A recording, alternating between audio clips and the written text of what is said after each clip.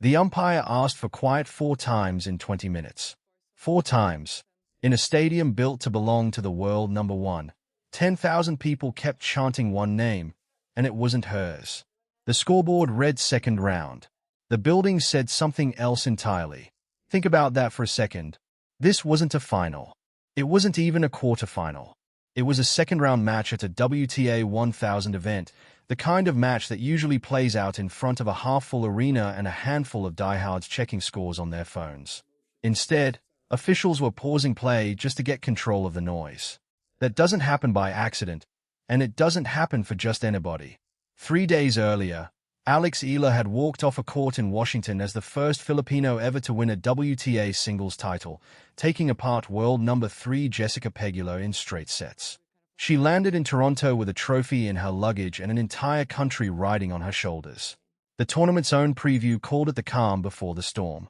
When an event starts describing its own fan base like incoming weather, you know something's already shifted. And that shift hit the box office before it ever hit the court. Eala's opening match sold out in about half an hour. More than 5,000 tickets, gone, before most fans had finished their coffee. She was originally slotted for the grandstand court, 2,800 seats, a perfectly respectable venue for a 25th seed on paper. But paper wasn't the problem. Demand was. That court simply couldn't hold what was coming. So organizers made a call that quietly reordered the entire tournament's hierarchy. They moved her onto center court. The same court Aryna Sabalenka had opened her campaign on the day before, against a qualifier, in a session that reporting suggests didn't sell out. Sit with that swap for a moment, because it's the whole story in miniature. Tournaments don't reshuffle their marquee court midweek for sentiment. They do it because someone in the ticketing office ran the numbers and realized the smaller room was about to become a liability. A 25 seed just outdrew the top seed's own building, and management adjusted the floor plan to match reality instead of the seating sheet. Start with the number that kicked all of this off. 30 minutes, 5,000 tickets. That's not casual fan interest. That's the tournament director, on record, on television, on August 4th. He didn't get caught off guard into saying it. He chose to say it, in front of cameras, knowing exactly how it would sound. And when the man who has run this event for 2 decades, who has personally welcomed every world number one through Toronto since the Serena Williams era, Henin, Wozniacki, Hilep, Barty, Swiatek, and now Sabalenka herself, picks his words carefully about a 25th seed, is not handing out a compliment. He's telling you where the tournament center of gravity just moved, in real time, on the record, for anyone paying attention. The physical evidence backs him up. A 2,800-seat court got swapped for one holding close to 12,000, mid-tournament, for a 21-year-old from Quezon City. Then came the match itself, Eala against Alicia Parks. The chair umpire's microphone got almost as much use as the rackets. Fans cheering double faults, roaring between serves, the official pleading for silence over and over. Some of that crossed the line, and that's worth saying plainly. But underneath the etiquette debate, one fact doesn't move. A stadium engineered for the number one spotlight was, that night, completely claimed by someone else. Meanwhile, where was the actual number one? Sabalenka had already closed out her match the day before. A clean straight sets win, scattered empty seats in the upper rows. No stadium swap, no headline, no trending topic. Just a professional, efficient win that came and went without a ripple. That contrast isn't spin. It's structural. The tournament physically rebuilt itself around one player this week, and it wasn't the top seed. You can't manufacture that kind of gap with marketing. Either the demand is real or it isn't, and Toronto's ticket office just answered that question in the most literal way possible.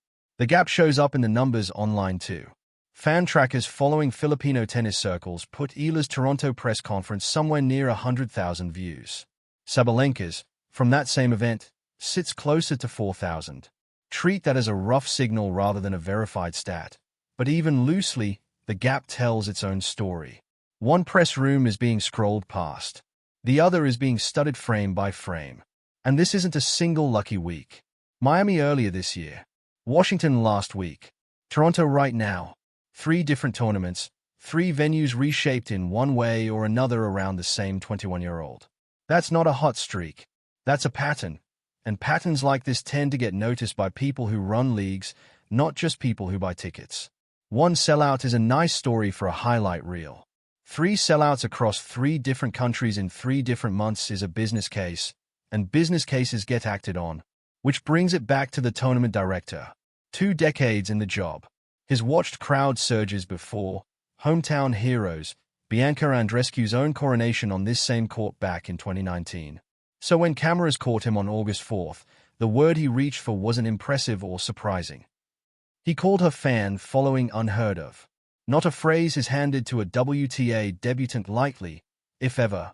That word is now part of the tournament's own public record. The WTA has spent years looking for a breakout commercial force out of Asia, watching viewership charts, waiting for a signal loud enough to act on. Toronto just handed them one on a Wednesday night, in real time.